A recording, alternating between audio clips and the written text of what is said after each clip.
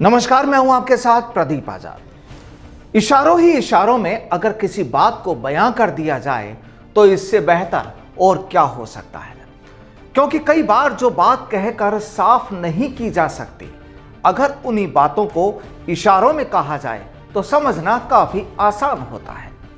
लेकिन हां, समझने वाला चाहिए, नहीं तो सब बेकार।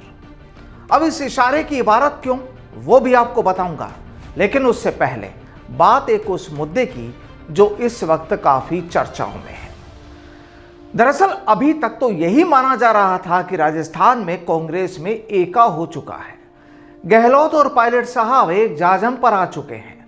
लेकिन हाल ही में जो बातें सामने आई हैं, उसके बाद तो अब ये लगने लगा है कि खेल अभी पूरा नहीं हुआ। अब जब राजस्थान में मंत्रिमंडल पुनर्गठन हुआ तो लगा कि दोनों खेमों के नेताओं को उनकी जगह दे दी गई। लेकिन इसी बीच पता चला कि नहीं, कई तो नाराज हो गए हैं। जाहिर है सूबे के मुखिया के लिए यह एक सिरदर्द बन गया। लेकिन इससे बाहर कैसे निकला जाए, और जो इससे बाहर निकल जाए जनाब, उसे ही तो सियासी जादूगर कहते हैं। और यहां भी ऐसा ही हुआ है। तो चलिए अब आपको बताते हैं कि हमने इशारे की इबारत पर बात क्यों शुरू की थी। दरअसल सूबे के मुखिया जी को यह पता चल गया कि खेला अभी पूरा नहीं हुआ। जिन्होंने उनकी सरकार का साथ दिया था, उनकी हसरतें वो पूरी नहीं कर पाए। तो क्या करते, कह दिया कि अगर आला कमान ने चाहा तो 6-8 महीनों में फिर से मंत्रिमंडल विस्तार हो सकता है। अब जब ऐसा कह दिया तो जाहिर है कि कुछ परेशान नेताओं को राहत तो मिली ही होगी। भाई सवाल ये कि जो परेशान हैं उन्हें शांत कैसे किया जाए, क्योंकि अगर ऐसा नहीं होता है तो फिर कामयाबी हाथ से फिसल जाती है। लेकिन केवल इतना ही नहीं, यहां तो माननीय ने इनको भी एक बार फिर आड़े हाथों ले लिया। अब सीधे तौर पर तो कुछ नहीं, लेकिन इशारों ही इशारों में कह दिया कि 19 लोग छोड़कर चले गए थे तो उस वक्त सरकार संकट में आ गई थी।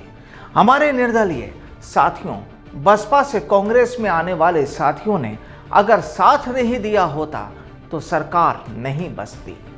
इन साथियों का सरकार बचाने में दिए योगदान को भुलाया नहीं जा सकता।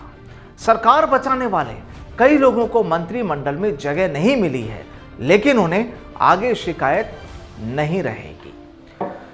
तो पूरी कहानी समझ आ गई होगी कि आखिर बात इशारों की क्यों हो रही थी।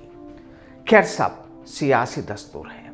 जैसा मौका होता है सियासत करने वाले उसी तरफ ढल जाते हैं, क्योंकि यहां खुद को बचाना भी बेहद अहम होता है।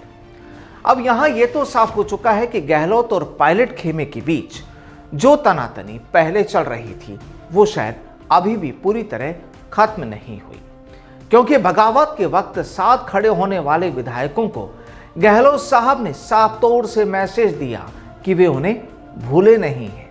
लेकिन मुद्दा ये कि क्या ये हकीकत है या फिर शांति व्यवस्था कायम करने का कोई तरीका। और हाँ, ये बात करना भी जरूरी हो गया है कि पायलट खेमे के मंत्री हेमाराम और विधायक वेद प्रकाश सोलंकी और कांग्रेस नेता आचार्य प्रमोद कृष्णम ने अपनी ही सरकार पर अब जुबानी हमला भी बोला है। और वजह है राजस्थान के बेरोजगारों का यूपी में धरना प्रदर्शन।